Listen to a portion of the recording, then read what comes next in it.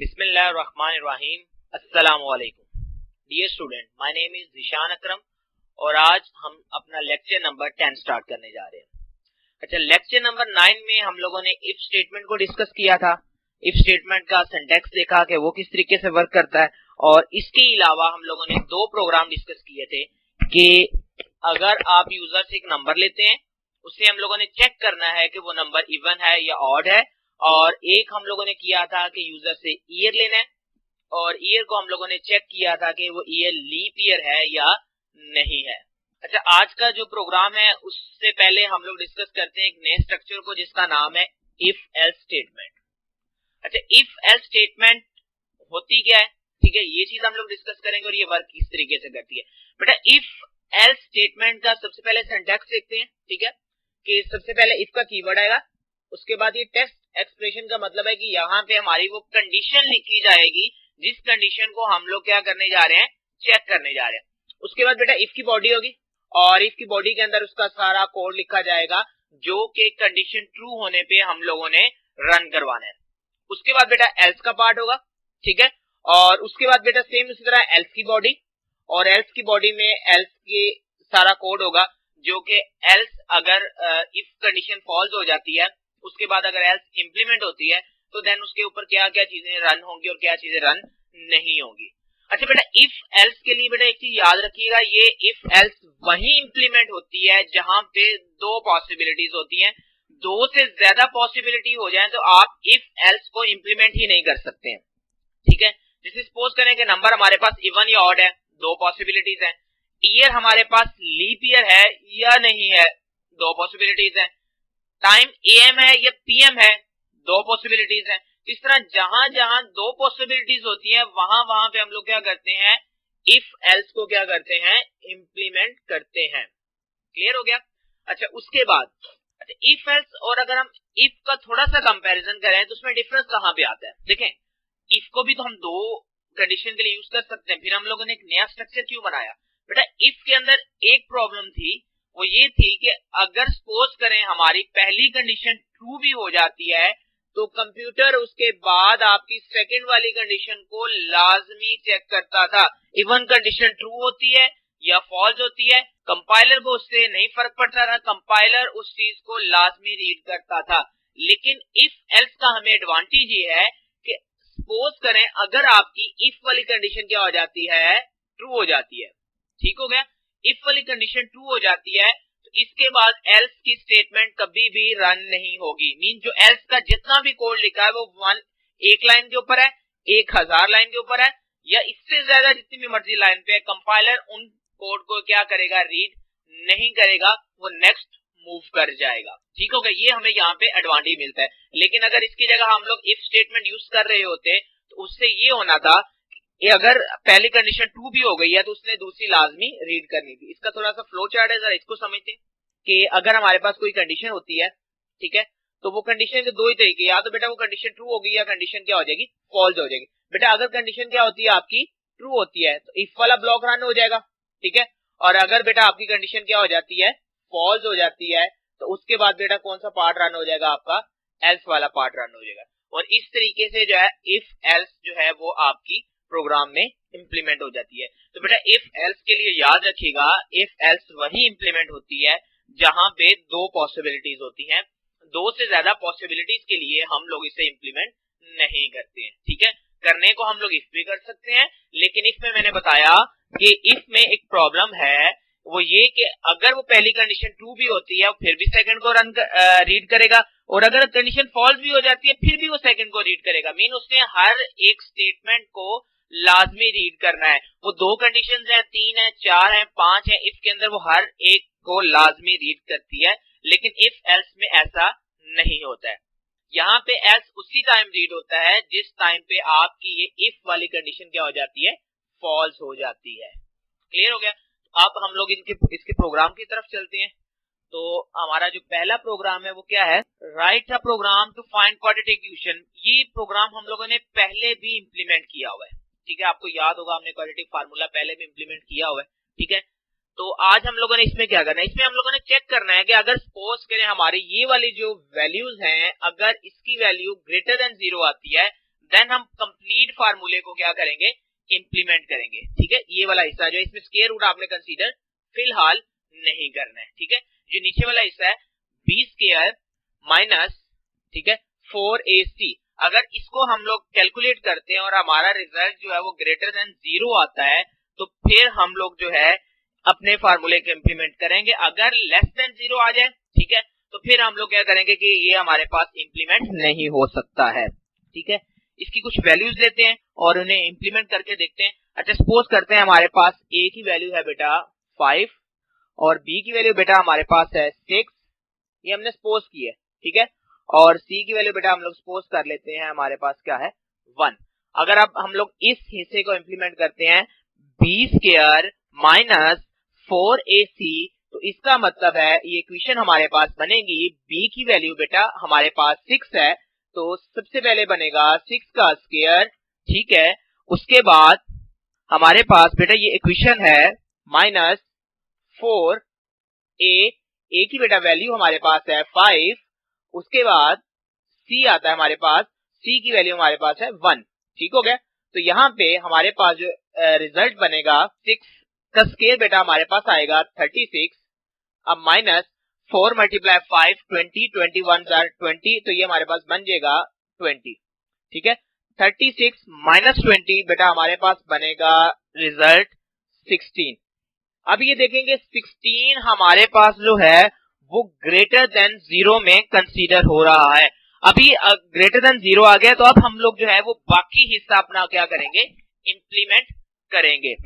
ठीक हो गया, तो बाकी हिस्से को इंप्लीमेंट करते हैं। अब रिजल्ट आपने याद रखना है हमारे पास है 60। ठीक है, तो अब हमारे पास दो इक्वेशन बनती हैं। अगर आपको क्वाड्रेटिक का फार्मूला याद है तो एक हमारे पास बेटा बनेगी हमारे पास माइनस b, तो b की वैल्यू बेटा हमारे पास थी 6, तो ये बनेगा माइनस 6।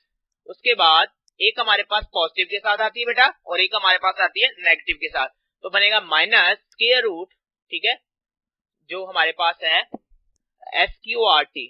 ठीक है, स्क्वायर रूट, ठीक है, स्क्वायर रूट किस चीज का, जो हमारा रिजल्ट आया था, तो वो रिजल्ट हमारे पास था 16। ठीक है, अब ये वाली जो सारी इक्वेशन है उसको हम लोगों ने डिवाइड करना है 2a पे, तो 2 और a की वैल्यू हमारे पास है बेटा 5, तो ये हमारे पास इस तरीके से आएगी। ठीक है, अब हम लोग इसे इंप्लीमेंट करते हैं, माइनस 6 माइनस SQRT 16 मीन 16 का स्क्वायर रूट लेते हैं तो वो हमारे पास बेटा आता है 4। ठीक है, उसके बाद 2 मल्टीप्लाई 5 हमारे पास बनता है बेटा 10, माइनस 6 माइनस 4 बेटा हमारे पास रिजल्ट आएगा माइनस 10। ठीक है, अब इसको हम 10 पे अगर डिवाइड करते हैं तो हमारे पास रिजल्ट आएगा माइनस 1। एक तो हमारी ये इक्वेशन बन जाएगी। ठीक है, एक रिजल्ट हमारे पास ये वाला आएगा। और अगर यहाँ पे हमारे पास दूसरी साइड अगर हम कंसीडर करते हैं, ठीक है जी बेटा, अब हम लोग इसके दूसरे हिस्से को इंप्लीमेंट करते हैं, जो हमारे पास बनेगा माइनस 6, ठीक हो गया, प्लस SQRT, ठीक है, वही 16 सेम इसी तरह आएगा। और आगे हमारे पास आपको पता है 2a है, तो 2a की वैल्यू बेटा हमारे पास थी 5, तो 2 5, क्लियर हो गया। उसके बाद बेटा हम लोग यहाँ पे दोबारा से इस इक्वेशन को सॉल्व करते हैं, तो ये हमारे पास बनेगी माइनस 6 और 16 का बेटा स्क्वायर रूट आएगा हमारे पास 4, और उसके बाद ये हिस्सा सॉल्व करते हैं तो हमारे पास आएगा 10, क्लियर हो गया बेटा। उसके बाद यहाँ पे अगेन हम अगर इसको सॉल्व करते हैं, माइनस 6 प्लस 4 हमारे पास रिजल्ट बनेगा माइनस 2 डिवाइड बाय 10, तो ये हमारे पास जो रिजल्ट बनेगा बेटा वो 0.2 बनेगा। इस तरीके से बेटा जो है ना हम लोग अपनी इक्वेशंस को सॉल्व करेंगे, क्लियर हो गया बेटा। इसमें बेटा अब अगर हम वेरिएबल्स की बात करें तो हमारे पास जो रिजल्ट आपको पता है कि एक रिजल्ट आया है वो पॉइंट में आया है, तो दूसरा जो है नेगेटिव में है। पॉसिबिलिटी थी कि ये वाला रिजल्ट भी जो है वो पॉइंट में आ सकता था। ठीक है, तो हम लोग क्या करेंगे, जो रिजल्टेंट वेरिएबल्स होंगे बेटा उन्हें हम लोग फ्लोट में ले लेंगे और जो यूजर से वैल्यूज लेनी है वो हम लोग क्या कर लेंगे, इंटीजर में ले लेंगे, क्लियर हो गया। तो बेटा इसे आप दोबारा से देख लें, हमारे पास क्या चीजें थी कि पहले हमारे पास एक इक्वेशन थी, ठीक है, माइनस सी प्लस माइनस, ठीक है, बी स्क्वायर माइनस 4ac और उसके बाद नीचे 2, हमने उसकी डिफरेंट वैल्यूज ली, a की वैल्यू 5, b की 6 और c की 1 ली। उसे हम लोगों ने फिर सेंटर वाला हिस्सा फाइंड किया, फिर उसके बाद फिर हम लोगों ने टोटल उसको एवरी एक एक करके पार्ट बाय पार्ट करके हमने इम्प्लीमेंट कर लिया। तो इस तरीके से जो है ना हम लोग अपने क्वाड्रेटिक इक्वेशन को इम्प्लीमेंट करेंगे। तो बेटा यही चीज हम लोग अपने कंपाइलर में इम्प्लीमेंट करते हैं। आइए कंपाइलर को ओपन करते हैं।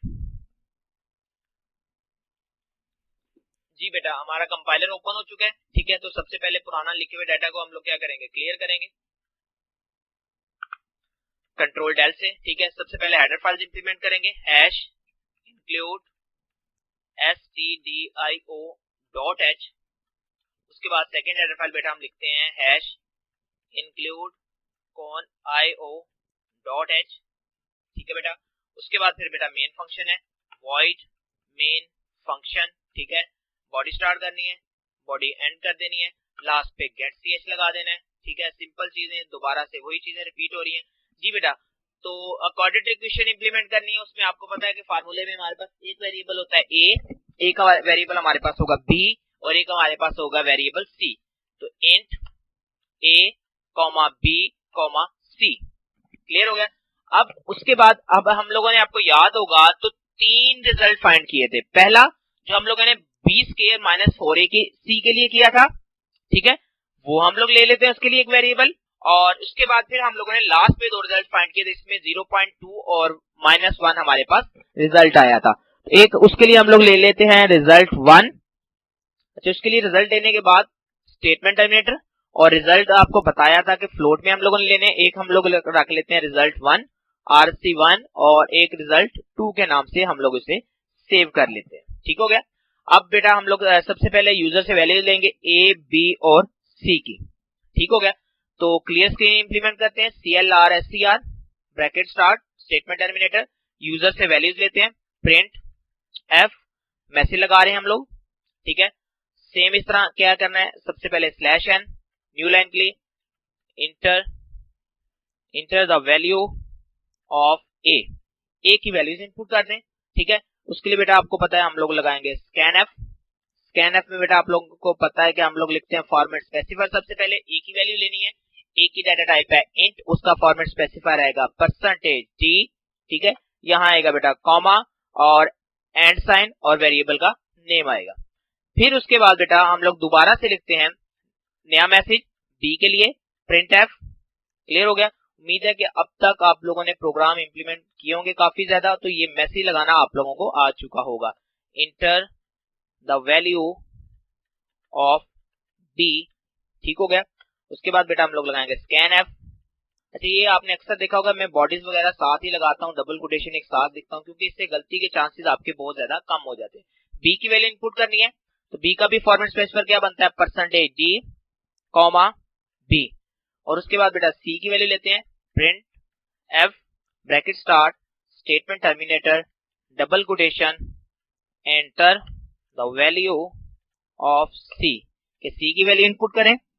और उसके बाद बेटा फिर हम लगाएंगे scanf में आपको पता है cb की डाटा टाइप है इंट, उसका भी फॉर्मेट स्पेसिफायर बनेगा %d, एंड साइन और c।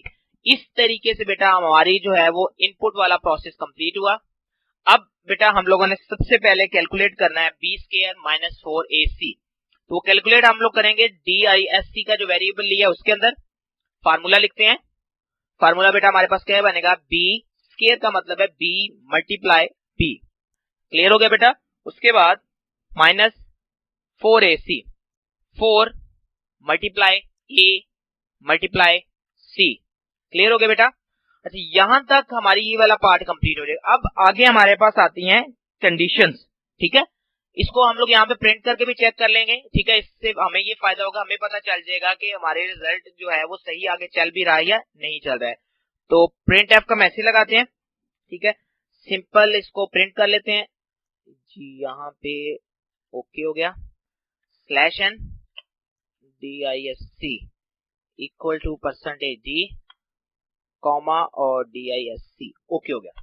अच्छा जी, कंडीशन पहले क्या बनेगी कि इफ अगर हमारी वैल्यू ग्रेटर देन और इक्वल टू 0 आ रही है, मीन disc ग्रेटर देन और इक्वल टू 0, देन आपने क्या करना है।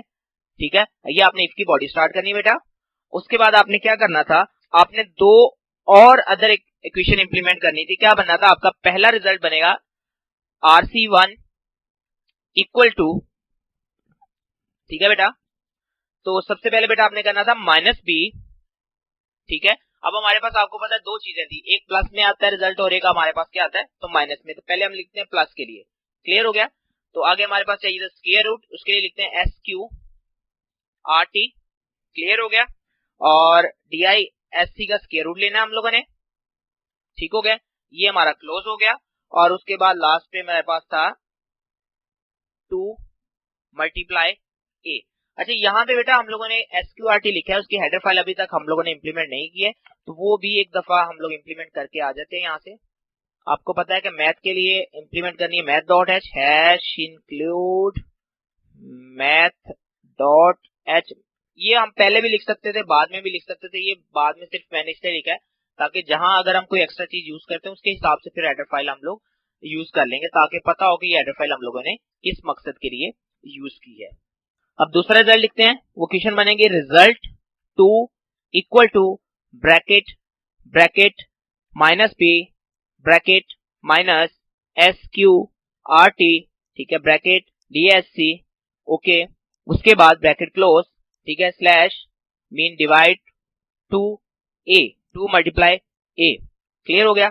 अब उसके बाद हम इस रिजल्ट को प्रिंट करवाते हैं, तो print F, okay, slash n, new line के लिए RESULT result 1 equal to percentage D, sorry हम लोगों ने इसे फ्लोट में डिक्लेयर किया है तो यहाँ पे परसेंटेज F यूज करेंगे, कॉमा और RES1। फिर बेटा दूसरा रिजल्ट प्रिंट करवाते हैं, print F double quotation slash n RESULT result 2 equal to percentage F, comma RES2, clear हो गया बेटा। ये हमारा इफ का पार्ट हो गया। अब हम लोग इंप्लीमेंट करते हैं अपना एल्स का पार्ट। तो एल्स को हम लोग किस तरीके से लिखेंगे? सिंपल एल्स, ठीक है, अपनी बॉडी लिखें और उसमें अपने जो रिजल्ट लिखना है वो लिखें। रिजल्ट हमारे पास बेटा क्या हम शो करवाना चाहते हैं प्रिंट एफ में, वो आपने मैसेज लिखना है कि अगर वो वैल्यू ग्रेटर देन 0 नहीं होती है, मीन यहाँ से कंडीशन आपकी फॉल्स हो जाती है, तो आप कह सकते हैं वैल्यूज आर नॉट करेक्ट। तो मैसेज लिख दें values are not correct, okay हो गया। अच्छा एल्स के ये नीचे एल्स की बॉडी भी क्लोज करनी थी, कोशिश किया करें बेटा बॉडी एक साथ लगाएं ताकि ये लगाना आप भूल ना जाए, क्लियर हो गया। अब हम लोग क्या करते हैं, इसे चेक करते हैं हम लोगों ने इंप्लीमेंट क्या कुछ किया। पहले बेटा हम लोगों ने वेरिएबल डिक्लेरेशन की A, B और C फार्मूले के लिए, ये DIC की है जो कि हम लोगों ने B स्क्वायर माइनस 4E का रिजल्ट स्टोर करना है जिसके अंदर, ठीक है। उसके बाद आपको पता है बेटा हमारे पास दो चीजें होती है, एक रिजल्ट माइनस में आता है और एक पॉजिटिव में आता है, तो दोनों के लिए अलग अलग ले लिया। यहां से हम लोगों ने बेटा पहले वैल्यू A की ली, फिर B की ली, फिर C की ली, पहला फाइंड किया, उसको प्रिंट करवाया, कंडीशन लगाई कि अगर ये रिजल्ट ग्रेटर देन 0 होता है देन आपने क्या करना है, एक नेगेटिव और पॉजिटिव वाला रिजल्ट फाइंड करना है, उसको प्रिंट करवाया। अगर नहीं होता है तो आपने मैसेज देना है वैल्यूज आर नॉट करेक्ट। तो बेटा इसे हम लोग रन करते हैं कंट्रोल F9 से, ठीक है। मैसेज दे रहा है कि function should have a prototype CLR, spelling बेटा गलत हो गया, CLR SCR, क्लियर हो गया जी बेटा। तो अब हम लोग इसे रन करते हैं और बेटा सबसे पहले A की वैल्यू पुट करते हैं। आपको याद होगा एग्जांपल में बेटा हम लोगों ने पुट की थी A की वैल्यू 5, B की थी 6 और C की थी 1, और बेटा वही रिजल्ट हमारे पास आ रहे हैं -0.2 और -1 हमारे पास रिजल्ट आ रहा है। यहाँ पे पॉइंट में इस शक्ल में आ रहा है क्योंकि आपको याद होगा हम लोगों ने रिजल्ट्स की वैल्यू जो है वो पॉइंट्स में रखी थी। प्रोग्राम पे वापस चलते हैं, दोबारा से रन करते हैं, अदर वैल्यूज देके चेक करते हैं। सपोज करते हैं इस टाइम A की वैल्यू 1 है, B की -1 है और C की हमारे पास है बेटा -6, क्लियर हो गया। तो इसमें बेटा रिजल्ट आ रहे हैं हमारे पास 3 और -2 आ रहे हैं, क्लियर हो गया बेटा। ये आप परफॉर्म करके मैथमेटिकल तौर पे इसे चेक कर सकते हैं, क्लियर हो गया। तो बेटा अब हमारे पास ये इश्यूज आते हैं, सपोज एक और वैल्यूज लेते हैं, वैल्यूज बिल्कुल चेंज करते हैं, A की 48, 5 और, तो अब देखिए उसने कहा कि रिजल्ट इतना बड़ा आ गया और वैल्यूज है वो नॉट करेक्ट है, मतलब उसके डिसीजन के मुताबिक नहीं हुई है। तो बेटा अगर आप वैल्यूज सही नहीं देंगे, मैंने क्वेश्चन सही पुट नहीं करेंगे तो ये हमारे पास प्रॉब्लम्स आएंगी, क्लियर हो गया बेटा। यहाँ पे बेटा हमारा प्रोग्राम ही खत्म होता है। अब हम नेक्स्ट प्रोग्राम की तरफ चलते हैं, प्रोग्राम नंबर 2। जी बेटा ये है प्रोग्राम नंबर 2, लेक्चर नंबर 10 का। इसकी स्टेटमेंट देखते हैं। उसने कहा है कि आप एक प्रोग्राम लिखें और फाइंड क्या करना है, आपने स्मॉलेस्ट और लार्जेस्ट नंबर फाइंड करना है दो नंबर्स में से, क्लियर हो गया बेटा। तो बेटा अगर सपोज करें दो नंबर हमारे पास हो, एक ए हो और एक बी हो, ए के बड़े होने की बेटा शर्त क्या है, ए बी से बड़ा होगा, और ए के छोटे होने की शर्त क्या है कि ए बी से छोटा होगा। यही कंडीशन हो सकती है।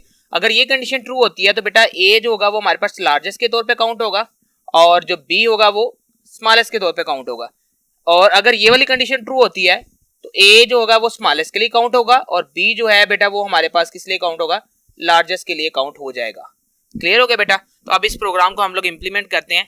तो आइए टर्बो सी को ओपन करते हैं और प्रोग्राम को इंप्लीमेंट करते हैं।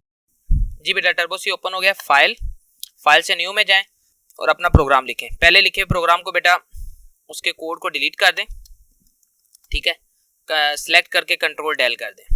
क्लियर हो गया बेटा। सबसे पहले बेटा हेडर फाइल मेंशन करें hash include stdio.h hash include .io.h। उसके बाद बेटा वॉइड मेन, ठीक है, मेन फंक्शन आ जाएगा, बॉडी ऑफ द प्रोग्राम आ जाएगी और यहाँ पे बेटा हमारे पास गेट ch आ जाएगा। जी बेटा दो नंबर लेने थे तो दो नंबर डिक्लेयर करें। सपोज हम लोग डिक्लेयर करते हैं एक n1 सेकंड n2 कर लेते हैं। क्लियर हो गया। तो सबसे पहले यूजर से वैल्यू लेंगे, printf लगाएं, enter the value of number one की वैल्यू इनपुट कर ले। ओके हो गया बेटा। स्कैनफ लगा दें, %d कॉमा एंड n1 आ जाएगा। क्लियर हो गया बेटा। इसको कॉपी करके भी आप कर सकते हैं, दूसरा को लिखना है, अगर दूसरा खुद लिखना है तो लिख लें। हम इसको कॉपी कर लेते हैं, यहाँ से इसे सिलेक्ट करते हैं, कॉपी की शॉर्टकट की कंट्रोल इंसर्ट और यहाँ पे बेटा पेस्ट करें शिफ्ट इंसर्ट की मदद से। जो चीज चेंज करनी है वो चेंज कर लें। यहाँ पे हमें नंबर 2 की वैल्यू चाहिए और यहाँ पे हम लोग n2 कर लेते हैं। ओके हो गया बेटा। कंडीशन इंप्लीमेंट करते हैं। तो कंडीशन है हमारे पास इफ, ओके हो गया बेटा, कि हमारे पास कंडीशन कौन सी बनेगी यहाँ पे, इफ अगर n1 ग्रेटर हो n2 से, ठीक हो गया। अगर n1 n2 से बड़ा होता है तो देन हमने क्या प्रिंट करवाना बेटा, print f %d is largest, ठीक है। अगर n1 n2 से बड़ा हो जाता है तो इसका मतलब कि n1 जो होगा वो लार्जेस्ट में काउंट होगा। और बेटा स्मॉलेस्ट में कौन सा फिर आएगा, प्रिंट एफ में हम लिख लेते हैं कि %d इज स्मॉलेस्ट, वो नंबर कौन सा बनेगा बेटा, n2 बनेगा। क्लियर हो गया बेटा। अच्छा अब दूसरी कंडीशन लिखनी है, वो जाहिर सी बात है अब हम लोग जो है इसे एल्स में लिख लेंगे। क्लियर हो गया। तो जाहिर सी बात है अगर n1 n2 से बड़ा नहीं होगा तो n1 जो होगा वो छोटा होगा। तो इसे जरा हम लोग यहाँ से कॉपी करते हैं और इसी कोड को वहां पे पेस्ट कर लेते हैं और जो चेंज करना है वो हम यहाँ पे चेंज कर लेंगे, ठीक है। अगर n1 बड़ा नहीं होगा तो जाहिर सी बात है फिर बड़ा कौन होगा, n2 होगा और n1 क्या होगा, स्मॉलेस्ट में काउंट होना शुरू हो जाएगा। क्लियर हो गया बेटा। और अब हम इस प्रोग्राम को रन करते हैं। जैसे बेटा हम लोगों ने प्रोग्राम को रन किया तो सबसे पहले हमारे पास स्टेटमेंट आ रही है, enter the value of number 1। आप पहला नंबर इनपुट करें। सपोज पहला नंबर हम लोग इनपुट करते हैं 32। जैसे एंटर प्रेस किया उसने सेकंड नंबर की डिमांड की, सेकंड नंबर इनपुट करते हैं 12। तो यहाँ पे उसने रिजल्ट शो कर दिया कि 32 is largest and 12 is smallest number. Clear हो गया बेटा। कोड पे वापस जाते हैं। बेसिकली हुआ कि यहाँ पे जैसे बेटा हमने पहला नंबर इनपुट किया 32 और सेकंड नंबर सपोज करते हैं हमने इनपुट किया 12। यहाँ से उसने कोड ने कंडीशन चेक की 32 ग्रेटर देन इक्वल टू 12। जैसे बेटा कंडीशन ट्रू हुई वो इस बॉडी में है तो उसने क्या कर दिया कि 32 इज द लार्जेस्ट शो कर दिया और 12 इज स्मॉलेस्ट आप लोगों ने उसने क्या कर दिया, शो कर दिया और एल्स स्टेटमेंट को उसने स्किप कर दिया। क्लियर हो गया। यहाँ से थोड़ी सी स्टेटमेंट की सेटिंग कर लें। क्लियर हो गया। प्रोग्राम को दोबारा रन करते हैं, कंट्रोल F9। कोई और नंबर इनपुट करते हैं। सपोज एक नंबर इनपुट करते हैं 12 और सेकंड नंबर इनपुट करते हैं 78। तो देखिएगा उसने रिजल्ट क्या शो किया कि 78 is largest and 12 is smallest number. तो बेटा इस तरीके से जो है ना हम लोग अपने लार्जेस्ट और स्मॉलेस्ट नंबर को फाइंड कर सकते हैं, ठीक है, अगर आपने दो नंबर्स में से कोई लार्जेस्ट या स्मॉलेस्ट फाइंड करने हैं। क्लियर हो गया बेटा।